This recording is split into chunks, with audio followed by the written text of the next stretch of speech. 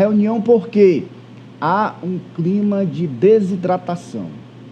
Em outras palavras, de cortar o corte. O governo quer fazer um corte de gastos, mas o Congresso pode cortar, reduzir esse corte. É desidratação do ajuste fiscal. E o ministro Fernando Haddad disse, após encontro com Lula, que ele está em campo para evitar que isso aconteça. Vamos ver. É o que ele falou. Ele pediu um quadro detalhado para falar com os líderes, para garantir que não tenha desidratação nas medidas fiscais, que a reforma tributária possa ser sancionada esse ano com eventuais, uma conciliação entre Senado e Câmara em torno do que foi alterado. A nossa expectativa é que esse conjunto de medidas seja todo ele aprovado esse ano, inclusive a LDO e o orçamento. E o salário mínimo? O presidente Lira já deixou claro que nós estamos convencidos de que as medidas vão ser apreciadas esse ano. O presidente Lira já deixou claro que se precisar convocar a sessão de manhã, de tarde e de noite até quinta-feira, a Câmara vai estar disponível para atender o país. Então, Cíntia, compromisso de Lira com o governo, aprovar a reforma tributária, a aprovar o ajuste fiscal. Agora, que ajuste fiscal? Essa que é a dúvida, né? E a que custo para o país, né? Com a liberação de emendas. Sim. E que eles ainda querem mais. Eu acho que isso já ficou muito claro e eu acredito que a diferença entre a forma como as emendas eram pagas antes e todo aquele processo que o país viveu e agora é que a população já sabe um pouco mais sobre a maneira, modus operandi do Arthur Lira e da Câmara Federal para conseguir a liberação desse dinheiro. Isso é um ponto que eu acho e reputo importante e que acho, inclusive, que o próprio governo deveria trabalhar mais para informar a população sobre isso, porque isso tem um custo, isso vai pesar no Brasil. O segundo ponto é essa preocupação do presidente Lula, porque, como ex-deputado, como um político calejado, na internet alguém usou uma expressão que eu achei sensacional. Parece que o Lula comeu um calango, porque no Nordeste diz que quem come calango não morre nunca, né? Fica forte. Então, assim, como político que já comeu calango e perdeu muitas eleições, ele sabe como é que funciona. Então, ele já percebeu, coisa que talvez a própria liderança dele não tenha percebido, que o que eles vão fazer? Vão esquartejar. Sim. Para poder ganhar uma, duas, três vezes. Exatamente. Enfraquece. Agora o país lembra daquela história?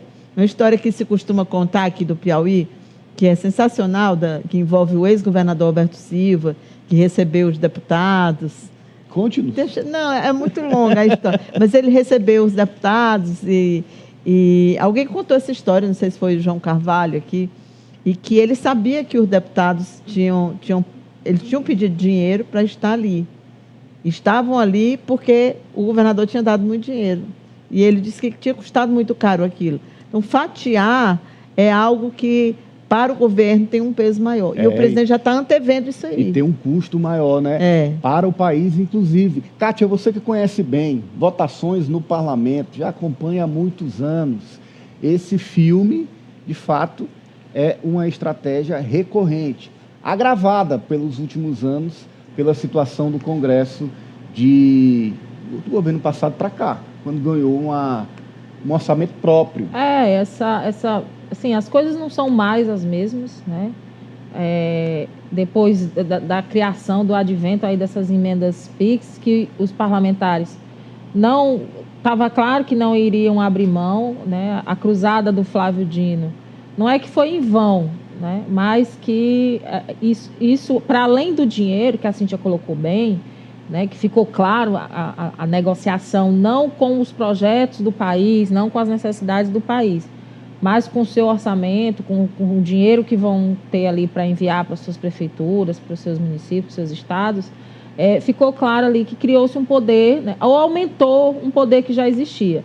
E aí, contra tudo isso, assim, você vê ali a situação do ministro Haddad, assim, parece realmente assim, que saiu da guerra, né?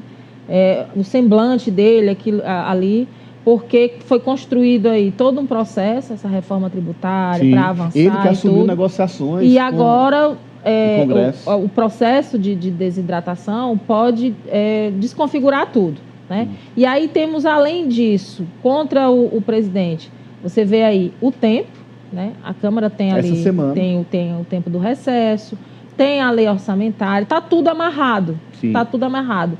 O processo aí é realmente para esquartejamento. Porque eles estão com a como é que fala? Ali com prato, garfo, faca, está tudo na mão. E o queijo na mão. E o queijo, pronto. E o presidente, o que Lula podia fazer, pode fazer. E aí teve a questão da operação, da situação de saúde. É realmente entrar em campo agora.